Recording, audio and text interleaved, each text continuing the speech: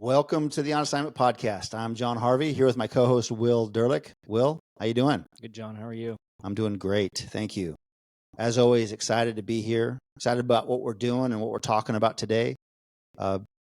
Providing building blocks that men can build with in their lives. And we're going to start today with a quote from Jesus out of the Bible where Jesus says this. He says, "Peace I leave with you, my peace I give to you. Not as the world gives do I give it to you. Let not your hearts be troubled, neither let them be afraid." Will's got another version from the Passion Translation that he's going to read from that same verse. I leave the gift of peace with you, my peace, not the kind of fragile peace given by the world, but my perfect peace. Don't yield to fear or be troubled in your hearts. Instead, be courageous. Yeah, one of the areas that when we talk with men and deal with men, men are really looking to try and find in their life is peace. All men search for peace, but not all men find it.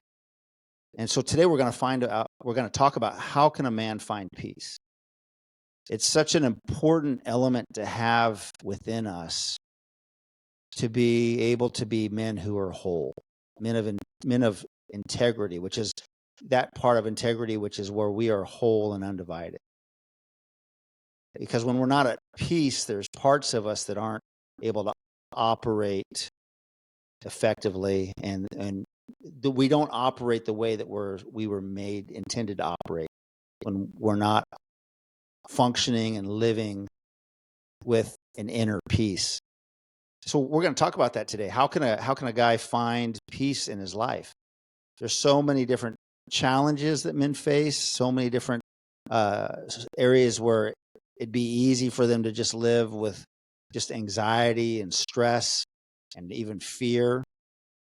And so if you're listening today and you're like, man, yeah, I could use this because I want to learn how to have peace in my life, then you've got the right episode for you. And so let's start by talking about what peace is. Because it's interesting that Jesus kind of defines here. He says, peace, I'm going to leave you with peace.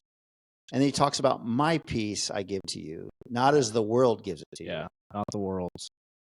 So yeah, defining peace, that's huge. And I mean, we just went to Google, the dictionary so this is worldly peace. Peace is a state of tranquility and harmony, often defined as the absence of violence or conflict. So that's the worldly peace. Right. So it's a state where there's no stress, there's no conflict, there's no violence. And that's a place of peace, right? Which that's a great place to be, to be honest. And there's something to be said for a state of peace where you're on the beach with your wife on vacation and you've been gone long enough to separate from the challenges and problems you've got it going at work. You haven't looked at your cell phone and checked an email or a text for a few days, and that's an amazing place to be. Mm-hmm. The challenge is that point in time, that state only lasts for a couple of days. Yeah. In that, maintaining that seems impossible. Yeah. And it might not even be a couple of days. Like, could be you're on the perfect beach and then there's a drunk couple arguing right next to you and you're just like, yeah, this isn't what's going on. Right, there's some conflict going on right there. This isn't right worldly peace. They've invaded your space. Maybe this is the vacation where you took your kids and you were supposed to bring the shovel and your wife expected you to bring the truck for your kid, and now there's a conflict there. She's upset with it. So yeah, like that peace, if we're chasing that peace, right, it could be the smallest thing that takes that away. Absolutely. That's why he says in the Passion Translation that it's fragile peace that the world promises. Yeah, and we can look for peace in the things that help us feel secure. So there's peace that our nation is secure and we don't have to worry about foreign invaders. Well, that's kind of been done away with since we had an open border policy for 4 years. Debunked. Yeah. There's we can feel secure and at peace if our retirement account is looking like it's getting fully funded, and boy, we've got money stocked away. Mm-hmm. We can find peace in the security of knowing that we've got a good job with good benefits, and we're making a steady paycheck, and things are going pretty good. But like you said before, all of those things are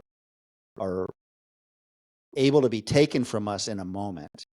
And when you lose that security, then you lose your peace.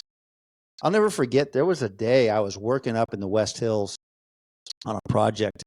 I think it would have been like the late 90s, and I would need to look back on this, but I was working on this house remodel on the hillside. We actually were like tied in for working on this job, because you had to, basically wear a harness and a rope, and you're having to kind of like not fully rappel, but you're being supported by this rope on this hillside where we're putting in these concrete footings, and it was a really cool project, very intense. But I remember coming up off the side of the hill where we were working to the front of the house, and I was at my truck getting some tools out of my truck, and I see an older gentleman walking down the street, and this is a very affluent neighborhood. And it's rare that you see an older man in a well-established, affluent neighborhood who is walking with a sense of despondency that would catch your attention. Like, it was obvious something was wrong. And he was despondent. Like, there was despair over this man. And you could just see it. I'm not like super observant even. It was just like, oh. And the timing was, he was walking right past my truck when I was getting these tools out. And I looked at him and I couldn't help but say, "Sir, are you okay?" Because he was like that bad. And I'll never forget, because he looked at me and he says, "I just got news that I lost my entire retirement account." So this man had lost his entire retirement account. And what happened is evidently the investment that he was making was into the company of Enron. And this was when Enron went under and everyone lost their money. And so basically everything that he had worked for years had been taken away from him. All his security, all of the things that he was hoping would happen was taken away from him in this terrible, scandal with Enron. And he was just absorbing the blow of that. And the despondency on that guy, I'll never forget it.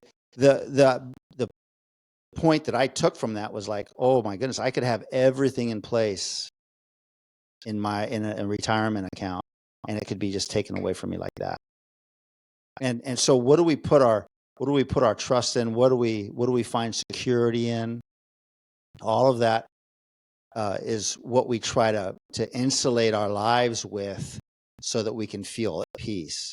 If I have enough money in the account, if I have a good enough plan in front of me, if my job is secure enough, then I can be at peace. And so the definition of worldly peace that you talked about was a state where there was no conflict, a state where there's no stress. And the reality is that the world we live in does not offer us that state for very long, even when we get it. Yeah, and it's an empty promise. It's, when I get that job, I will have peace. Mm-hmm. When I get married, I will have peace. When I have kids, I will have peace. And we're always looking for that next thing, but that next thing is going to have conflict. It's a dynamic environment relationship. I mean, you're going to have conflict in the workplace.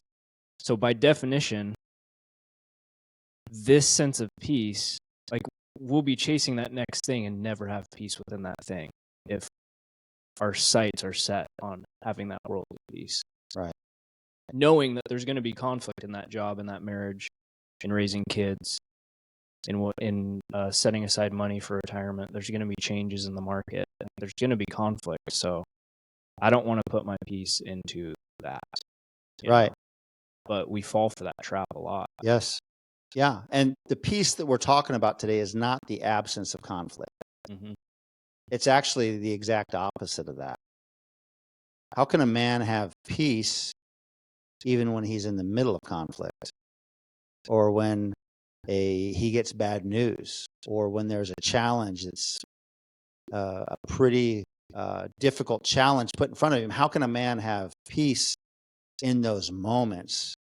And that's what we want to talk about today, because what happens is if a man doesn't have peace in the conflict, and he puts his peace in the security and in that place where there's no stress or no conflict, when he encounters those things without peace, he has to try and figure out a way to absorb those things with other things that can kind of help maybe numb the pain or medicate himself in the middle of those challenges. And so that's why guys turn to alcohol, they turn to drugs, they turn to porn and sex. They turn to these things to help them feel better in the middle of the challenges of life. And ultimately, what they want and what they need is peace, but they can't find it because there's always going to be the very thing that's opposite of the definition of peace. Peace is the absence of conflict. Well, life is full of conflict. So if I can't find peace, then how do I handle the conflict? Well, I'm going to drink it away. Mm-hmm. I'm going to do drugs to help me feel better. I'm going to, look at sex and porn for pleasure, so that at least I can have some pleasure in the middle of all this conflict. Mm-hmm. But what we really truly want and need and desire as men is to be able to be men of peace in a world that's full of conflict. And it's interesting because Jesus says in this verse, he says, let not your heart be troubled, do not be afraid. He's saying that the peace that I'm going to give to you will help you when you're in the middle of the challenge, in the middle of the conflict, to not be troubled, to not be afraid. That's the kind of peace that we want. That's the kind of peace that men are searching for. That's the kind of peace that men who have issues in their past that they wrestle with and they feel guilt and shame about, they're like, where can I find some peace? Because I'm broken. Yeah. And that's what we're talking about today. Yeah, and what do I do with all of those conflicts and violence and things that are taking that worldly peace away from me? We have a cup, and our cup can only take so much. And at some point, we need to empty that cup. And a lot of us try to empty that cup with worldly comforts. Yeah. Porn, drinking, lust, food. A lot of us try to go to the world to empty our cup, and it just does not work. Right. It just does not work. It might numb what you're going through. It might, but it always comes back to hurt you even more. Yeah. It always comes back to fill your cup up even more and it just becomes an overflow, and it just cascades into bigger and bigger things. Whereas if we go to Jesus with our cup, yeah, and we say, Jesus, I can't take any more inside my cup. Right. I'm coming to you. I trust in you that you are my source and you're who I'm going to go to. With all of this mess, you can fix this. It's only you. Yeah. Yeah. All of those things that we would look to for peace in the midst of conflict, or security, or feeling better, they all overpromise and underdeliver every time. Mm-hmm. And then they just cause that cycle to continue of just, you drink, you feel terrible, you recover, make bad choices. Yeah. And then you're back in the conflict. And so you drink again. There's no real point of this ending. It's a cycle that will go on and on and on. And that's the way that any of the promises that this world has for us are, is they overpromise and underdeliver. They never fully satisfy what it is we're looking for. And when we're looking for true peace, Jesus says it's right here. We're talking today about the peace that he gives us. And in another scripture, it's described as the peace that passes understanding. You can't understand this peace, but you can actually have a peace in your heart, in the core of who you are, in the worst of circumstances. Why do we need that peace? What's the value that we find in that peace? Why do men search for that peace? And we know that in our leadership, that type of peace helps tremendously. When we're leading through conflict, when we're leading through a challenge, that there's tremendous value in having peace in that situation. Like for you, you're in a lot of very difficult situations, just given the work that you do in the fire service. How does being able to get a hold of peace help you lead well in those situations that you come on that would be pretty overwhelming? Yeah, having peace in chaos is a strength, and it is a superpower to be able to make decisions that have a heavy weight to them. I mean, these are life or death choices, decisions, what we do on scene. And so having that peace that passes understanding to be able to focus on what we need to do and how to do it is huge. And so really having that peace, it gives you strength. It gives you the ability to make wise decisions that someone maybe who doesn't have the ability to have peace in those moments. We see those people that freak out in chaotic situations all the time. And what separates those people is just being able to have peace in those moments to make wise decisions. So it gives us strength, gives us calmness, and that gives people trust in your ability to help the situation, being in what we do, remaining calm in those moments. Gives people a sense of trust that we're confident in our ability that we can help them. And then it also, kind of like what I talked about before, it also gives us clarity, that it gives us clarity to make wise decisions to help the situation. Yeah. Those are so important for us to, as men. You know, we were made to take on responsibility. We were made to bear burdens. We were made to enter into the storms of life and lead well in those moments. And we'll see that, like in your case, at work. We'll see that at home, in our families, in our marriages. We'll see that in our businesses, and we'll see that in our personal life. Yeah.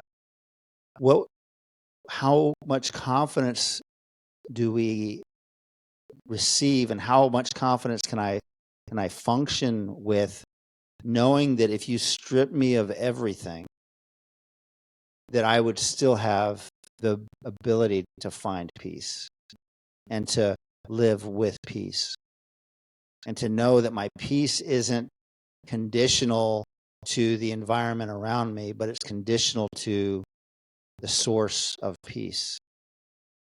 And when you discover the source of peace, then you can have peace no matter what the circumstances are around you. And that's really what men are truly looking for. Yeah. And the question for most men is, well, how do I find the source of peace? And you alluded to it earlier. Peace comes from the one who knows exactly what's going on, who's entirely in control, and is not worried one bit in the moment. And peace comes from the one who made it all and is sovereign and is all powerful, all knowing, all present. And we find peace in God. Mm-hmm. He's really the true source of peace. And So my confidence is not in myself. My confidence is not in the life I build around me to insulate me from conflict and challenge and difficulty and insecurity. But my confidence is the one in God. And when my confidence is placed in Him, I don't have to worry about what goes on around me. If my peace comes from my life, the conditions of my life, then that means I'm putting my peace in the hands of the government, because they have so much to do with the economy, with the security of our nation, with how much I'm paying in taxes, how much I'm paying for the goods that I buy. They have a lot of control in fuel prices, all of the different things where I have no control in. And so I'm giving control of my peace to the government, or I'm giving control of my peace to my boss at work or the men that I work with. And none of those are reliable sources for peace. And I can't even put the source of my peace in myself, because I'm not man enough to be able to handle that perfectly every time, and I'm going to screw up sometimes. There's going to be shortcomings and flaws and failures and weaknesses in my own self, to where I can't even put my trust in myself for peace. Mm-hmm. And guys try to do that. Okay, I'm confident. I'm gonna be the man who I can trust and I'm confident in, and I'm gonna help. I'm gonna trust in myself for the source of peace. But what happens when you let others down? What happens when you're not the husband you need to be, you're the father you need to be, or the businessman you need to be? There's too many shortcomings for us to put all of our eggs in the basket of ourselves as our security and our source of peace. And so we can't look for peace anywhere else other than the true source, and that's God Himself, because He's in control. He's the one where, there's a scripture that says, trust in the Lord with all your heart and lean not on your own understandings. There's too many areas in life where there's things that happen that we don't understand. And if all we can do is find peace when we have understanding, even when we're in a difficult place, as long as I understand what's going on, I can have peace. Well, you're not always going to understand. Yeah.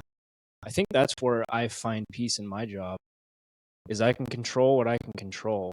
But what I can't control what I respond to, what the situation is, what the emergency is. I can control my training. I can control how much effort I put into my training. And that's just what releases the burden of our job, is just we can control what we can control, but everything else that we can't control, I give that to God and say, I don't understand why this situation is taking place, but I will do everything in my ability, and I know that you put me to where I'm supposed to be, around the men that I'm supposed to be with, to help fix this problem, or help make it better. Yeah. And with that comes a lot of peace, and that's just trusting that everything outside of what I can control, it's in God's hands. Yeah. But we still have the responsibility to take action for what we can take action for. Yeah. Like, God put me in that place to help, to have the skills and the knowledge and the medicine and the tools to make that situation better. He put us there to make that situation better. And so just anything outside of what we can control, give to Him, and that helps me tremendously in understanding and processing what we see on a daily basis. Because there's so many things that you confront that you don't have an answer for. It's like, why was it that person in that vehicle that got hit by the drunk driver? Oh, if you do that, yeah, you can try to pick every single thing apart, and it will drive you nuts. Yeah. Because it's a mystery. Mm-hmm. And there's an enemy out there who wants to just destroy people, destroy families. Yeah. Know that. God didn't cause that. He's going to bring good from whatever the situation is. God didn't cause that, though. And so a lot of people want to blame God in those situations. And that's a very slippery trap. Mm-hmm. And Those are people that don't recognize that there's an enemy out there who wants to steal, kill, and destroy. Yeah. And he's going to do everything that he can to rip families apart, to break trust, to try to get you to blame God for those situations. Yeah. So just dealing with trauma and being around that, you have to release everything that you don't understand and just release it. Do you feel like that with what we're talking about here, that when you're in those moments that you're able to operate with a sense of peace and calmness and clarity because of your trust in God? Or is it something to where, like, are you finding that to be a reality in your work life right now of walking in that peace? Or is that something to where it's like maybe you're growing in that area? Like I don't want people to assume that just because you find a place where you're trusting the Lord and you're trusting in God, that all of a sudden you're going to be like peace. You're going to feel this peace, and you're never going to feel inner conflict. How does that work on for you with what you do for work, as far as approaching it and trying to be at peace in the middle of that? But you have to do you have to work for that peace, or does it just kind of naturally just happen? I think, because, I mean, I'd been a firefighter for a few years before I really had a deep relationship with the Lord, and I really relinquished these things to Him, and He helped me, and he took on the burdens that I took on. There's almost an autopilot thing that takes place with our training, to where we just go into work mode. Mm-hmm. We know what to do. The processing of these things happens later on. Just there's calls where you'll just remember details, and that's where I find that my trust in the Lord brings me the most peace, is really the processing of these things. Right. Because that's a really, really tough question. Because I do know a lot of good firefighters who, on the job and in the middle of chaos, perform spectacularly. They are calm. They're able to talk to these patients, bring the stress level down, and do it well. But their outlet and their processing of these things, they don't go to Jesus to help. They'll go to the bottle or some external worldly comfort. So really, where I find the most peace and find this level of peace, this biblical peace, the peace that Jesus brings, is most beneficial in the processing of these things. Who do I go to when my cup gets full?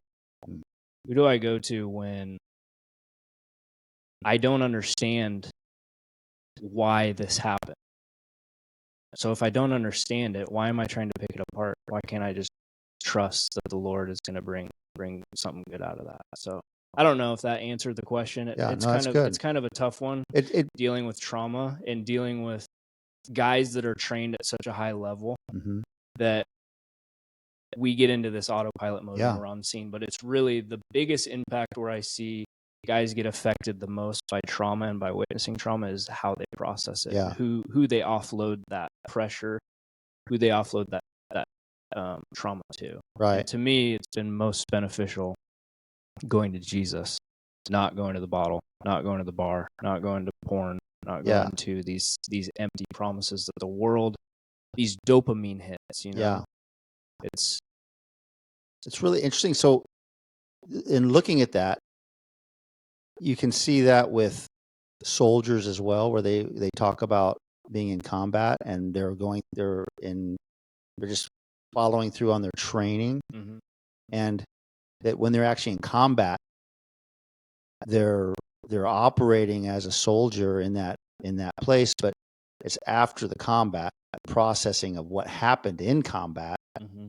where it's really challenging when guys get out of the military and they're trying to figure life out, that it's difficult to find peace in that place. Yeah. So you're saying that, like, in the moment your training kicks in and you are operating as you've trained, going through the protocols, and then, but it's the actual processing of it. Yeah. But as you learn, and I think what I'm saying here is that if you can learn to process it well, it'll actually help you become even better as a leader in the moment, and help the people around you to actually handle the situation more effectively, because you're processing it in a healthy way. Yeah. And I guess coming from an area of that peace, no matter what situation you're in, the peace that only God can give us, and carrying that with me as a byproduct and as a fruit in my life, I think it does help me on those scenes, because I am able to extend that peace to the people that are there.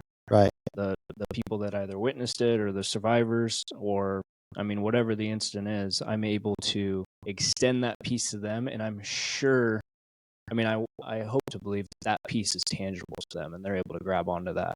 Right. And yeah, I think it is beneficial to have this piece. Obviously, we get into protocol mode, but sometimes when you get into that protocol mode, it takes the human aspect out of how you interact. And so having that piece helps me interact at a human level, at a peaceful human level, to bring peace and to bring calmness to a chaotic situation that I think only comes from and the peace that he gives to me. Right. Does that make sense? Yeah, it does. And we see this at other levels as well, like in conflict in our home, conflict in business. We are able to lead through challenges that there might be SOPs in place for, and different protocols that we go through in our leadership process. But when we're at peace in our innermost being, and when we're at peace, that peace is contagious. It actually helps the people around us. Your office staff, your employees, your subcontractors, whatever's going on in my context of working in the construction industry, that peace helps with the way we treat other people. It helps us with the way that we look to the fact that this isn't going to destroy me. And so I've got this hope that God is with me. And in that place, there's this peace that happens in the middle of that environment. So I'm able to stay calm. Yeah. I'm able to have clarity of thinking and lead with clarity, because the Bible, I know that God's promises are true. God says that if I ask for wisdom, he's going to give me wisdom. And so in a difficult environment, he's going to give me the wisdom to know what to do. And so that place of trust brings a security to where no matter what happens around me, I can trust God completely. I'm secure. And in that place of security, there's peace. And so whether you're on an accident scene or whether you're at home, a problem's a problem. Yeah. Conflict's conflict. Yeah. And so whether you're a 18-year-old young man getting ready to graduate high school, and there's this conflict of what am I going to do next, and you begin to get anxious about that decision, it's like you can be at peace in the middle of all the challenges of making that decision. Maybe you're a 25-year-old young guy and you're getting ready to get married, and you're like, is this the right one? And all of the conflict and inner conflict and the anxiety and the stress of making big decisions. You can make decisions with peace in your heart, or the guy who's, a little older and he's going through a divorce and he's just devastated because of where his life has ended up. And it's like, is there peace for that guy? Yeah, that guy can walk in peace as well. And there's so many contexts which we can look at where we need peace. And the peace that Jesus is talking about, the peace that he has for us, is a peace that comes from trusting in him, truly trusting in him. It's where, God, I trust you with my life, and I lay my life down. And coming to that place where we're in right relationship with God, we go from being an enemy of God to being one who is now made right before God. And in that place of right relationship with God, there's peace. It's the byproduct of our connection with God himself. Yep. And so really, peace is found, the source of peace is found in God himself, but the peace is actually activated by trusting in him. And so I can trust him that, okay, even though I'm going through this divorce and the challenges in front of me are so hard, that I can be at peace. Because we want to be able to lead well in those moments and make good decisions and not choose the world's peace that would say, hey, if you find a place where there's no conflict, where there's no, and because what guys want to do in those moments is kind of shrink back. We talked about this a couple of episodes ago. Instead of being assertive and leading well in the moment, they want to hide and shrink back. But when there's conflict, man, you cannot afford to just shrink back and do nothing. You have to lead well. And so being full of godly peace in that moment will help you have the strength to lead, the calmness to lead, the clarity to lead, because we're doing it from a position of true inner peace. It can only come from confidence in God. That's so good. Yeah. Yeah. Peace is the ability to have security in the middle of conflict. It's a peace that's found no matter what the conditions are. Let me read this biblical peace, because we Googled that. The definition of biblical peace is a state of tranquility and inner calm that comes from a relationship with God. It can be experienced even in difficult circumstances. So even in violence or conflict, you can experience this peace. So tranquility and calm, what's it say, as a result of our from a relationship with God. Yeah. Even in difficult times. Yep. Yeah, and so that's a place that we want to operate out of, is that place of tranquility, right? And how do you operate when the things around you seem to be blowing up, or when you have financial stress, or you have hard decisions to make? That's kind of where the rubber meets the road in this conversation is, man, I'm searching for peace. Where do I find it? So we know I find it in God, but how do I operate in it? Yeah. 2 points that I like to do when things feel like they're absolutely falling apart, no matter what the situation is I focus on what I can control. We kind of already talked about this, but I focus on what I can control and trust God with the rest. And then I also discern with what action I'm called to take. So, God, what are you telling me to do now? Yeah. And praying through that. What can I do? What can I do next within my ability, within what I can control? What is my next step? Just focus on that. Mm-hmm. And anything beyond that, I give to God. Trust with him.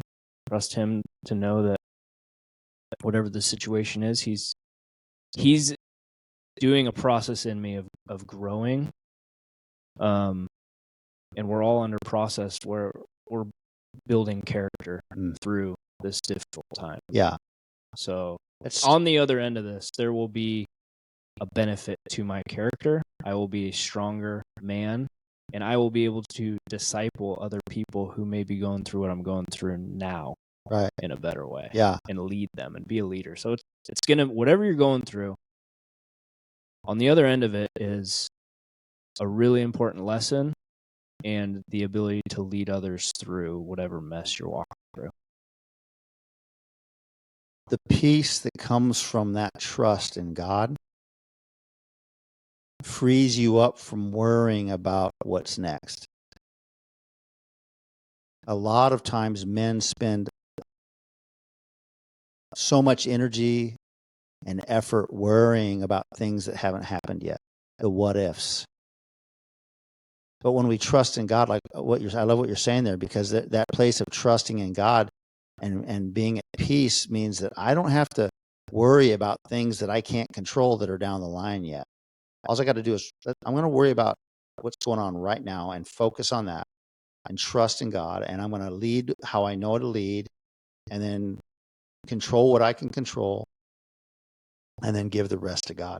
A lot of times I'll be worried about stuff on, on step, step 20, 25, 30 when I'm still on step number 2. Mm-hmm. And it's like, that's all wasted energy and wasted emotional equity that I don't have to give. Yeah. And so learning to be able to say, hey, right now I'm graduating from high school and I'm stressed about what I'm going to do next. That's okay. It's okay. You're in a great position. There's opportunities in front of you. So what do? Control what you can control. Yeah. What are the letters that you need to write? Of scholarship applications. What are the interviews that you could do? What are the things that you can do now, preparing yourself for that next step?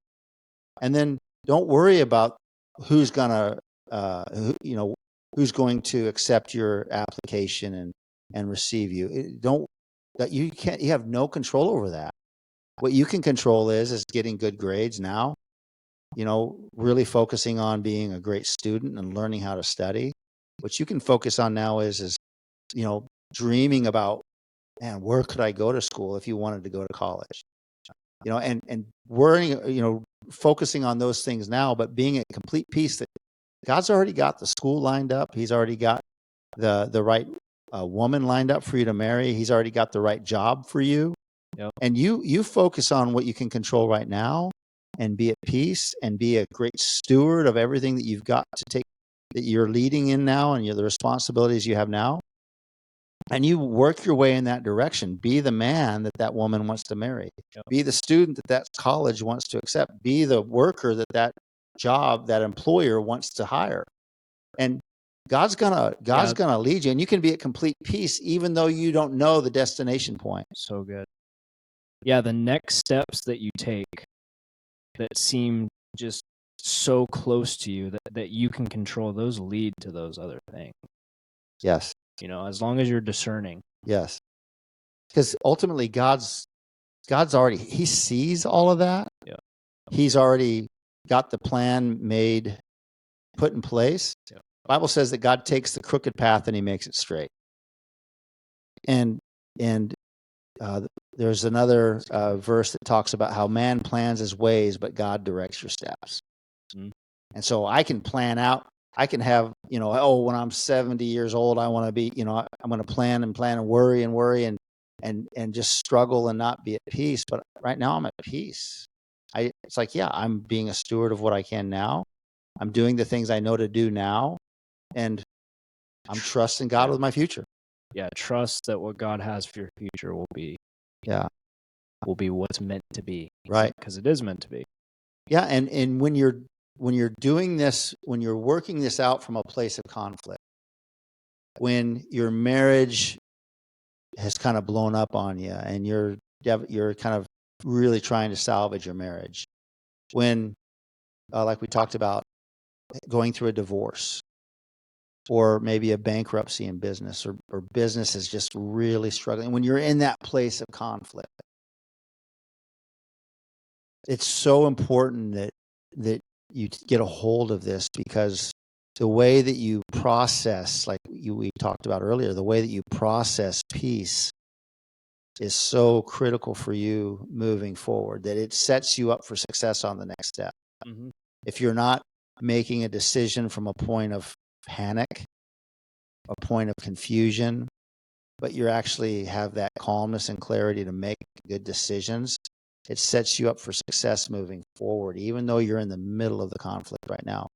And so in the middle of the conflict, like when you're in a storm, and I'm talking about like leading through a storm, when you're in a storm and you can't see way in front of you, you have to refer to a compass a lot more often to make sure that you're keeping your bearing, to make sure that you're staying on the correct head, that you're going in the right direction. Yeah. And so because you can't see and it's stormy, you have to refer to that compass quite often in order to stay on track.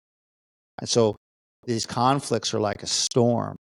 And so it's important that you are consistently redirecting yourself to peace in the middle of that storm. And so what I found that really helps me is is that I'm consistently taking a moment to turn my eyes to faith rather than fear, to trust rather than Worry. the unknown, what's going to happen. Yeah. It's almost like when Peter gets out of the boat, you know, he sees Jesus walking on the water, and he's like, I want to go out and walk to Jesus. And he gets out of the boat, and he actually steps on the water, and he's walking on the water, but he says that all of a sudden his eyes turned from Jesus to the storm, and he sank. It's crazy to think about walking on water and that place of just faith to say, I'm going to walk on out. Yeah, I'm going to be like Jesus. And he's walking on water, but his eyes got turned off of Jesus onto the storm. And so when you're in the conflict, you're in the storm, we've got to consistently fix our eyes on Jesus. Consistently fix your eyes on the one who's the source of your peace. Yeah. And you will find peace in the middle of the storm because of Jesus. And then it's important that you absorb the conflict well, that the emotional challenge of going through a divorce or a bankruptcy or the stress of picking a school or a wife. These things, they can take an emotional toll on us. And so not allowing those things to absorbing the way we feel, and then releasing it to the Lord and trusting him with it. Yeah. Laid at his feet. Yes. That's kind of, yeah. I like that analogy too. That's kind of what I'm talking about with the cup thing, is we need a way, an outlet for the things that we're feeling. Because they are very real. Yeah. We need to validate them, but we also need to know where to set them. Right. We can't hang on to them ourselves. Yes. So when they have two arms, you can't hold on to these really heavy burdens without setting them down somewhere. Yeah. Because we're going to bear burdens. We're going to have difficulties and challenges. And so when we are absorbing the way we feel, we're actually paying attention to the way we feel. I feel scared. Yeah. I'm extremely stressed. I'm nervous. I'm angry. How is it that some men can experience all those same emotions, but it's not wrong to feel those It's not things. wrong. No, it's not a wrong thing. It's natural. It's part of being in the conflict and being in the storm. And the picture I like to use in that is, it's like learning how to, when I talk about absorbing that and actually absorbing it well, because you're going to get hit with it. Mm-hmm. You think of a stuntman who learns to fall well. Yeah. And a stuntman can jump off of a platform and, onto he's falling all the time. That's part of his job. He learns to fall well without it completely breaking him. Whereas if I were to do the same thing that stuntman did, I'd be in the hospital for a month. Yeah. And so learning how to, when we find peace and we learn to lead with peace, peace isn't just a one and done deal where it's a state that we just stay in continuously. It's a state that we have to keep going back to. Yeah. And that's a point of trust. God, I trust you. Things are hard right now, but I trust you.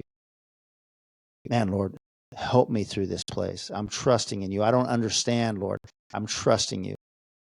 And in that place of trust, the fruit of that is peace. Mm-hmm. And so when I talk about absorbing, it's like this place of I'm fixing my eyes on the source of peace, Jesus, and then the feelings that I'm feeling, I'm trying to acknowledge that I feel them. Yeah. And then I'm just, okay, I'm angry, but Lord, I trust you. Bring me peace. I'm very nervous, Lord, but I trust you. Give me peace. Yeah. Jesus in the garden, before he goes to the cross, that's an incredible emotional moment. And he's having to absorb the feelings that he's feeling. And he's like, Lord, if it's possible, let this cup pass from me. It's just too hard. But Lord, I trust you. And so nevertheless, Lord, not my will, but your will be done.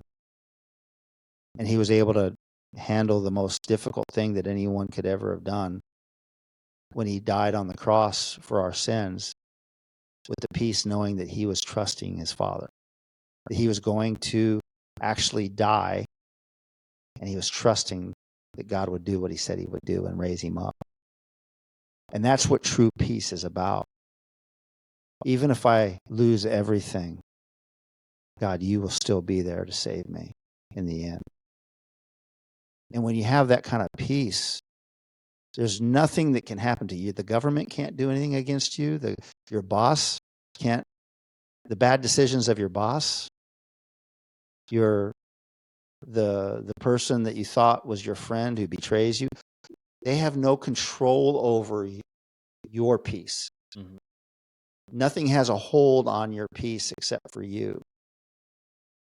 And in that place, we can rest and we can have complete confidence and security and all the things that we want to create around us to kind of bring us to a place of peace.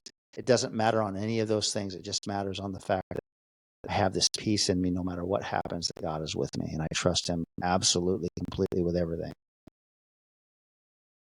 And nobody can steal that from you. No one can take that from you. No circumstance, no condition has the ability to steal that from you. And so we can walk as leaders. We can take on burdens of responsibility and be burden bearers and handle conflict and difficulty, knowing that God is good, he's for us, and we trust him no matter what. And in that place is peace. Yeah. But we have to exercise peace. We have to practice peace. We have to keep going back to peace. So we fix our eyes on the source of peace. We absorb what we're feeling and process it and trust.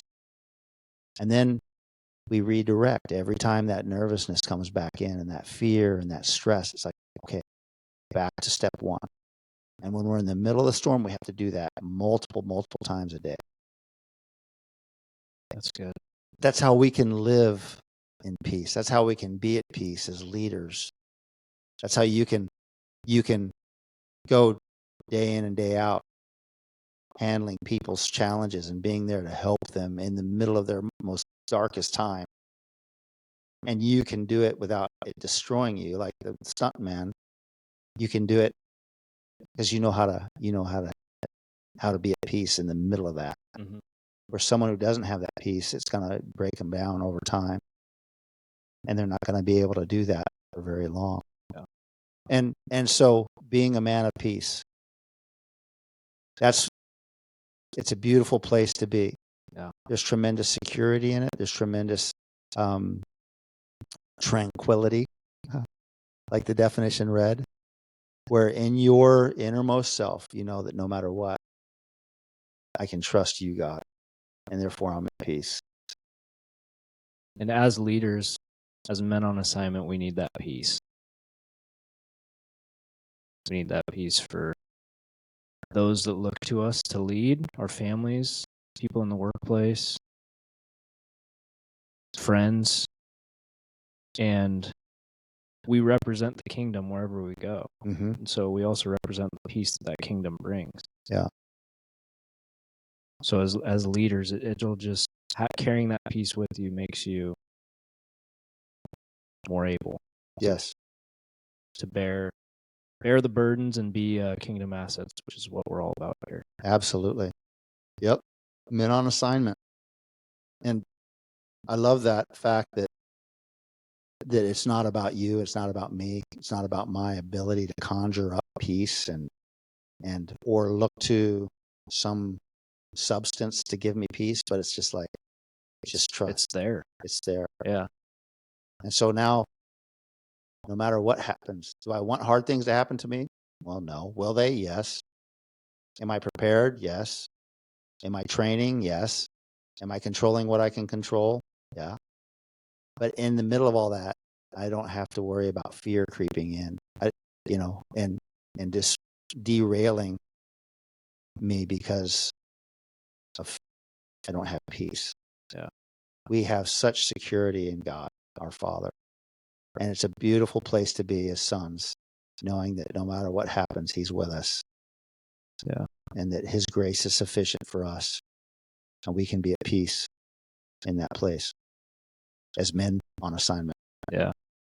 And I think as men, like, I don't know, I gravitate towards protocol or standard operating procedures. So the biggest takeaway on this topic for me is focus on what you can control and trust God with the rest.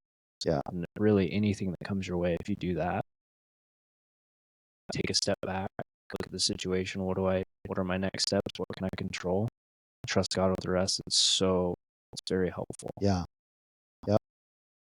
That's good. Well, we hope that helps.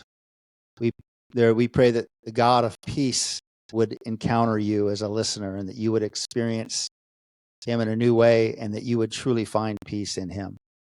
Peace that passes understanding, peace that will keep you in the most difficult storm. And we are experiencing this and growing in this ourselves.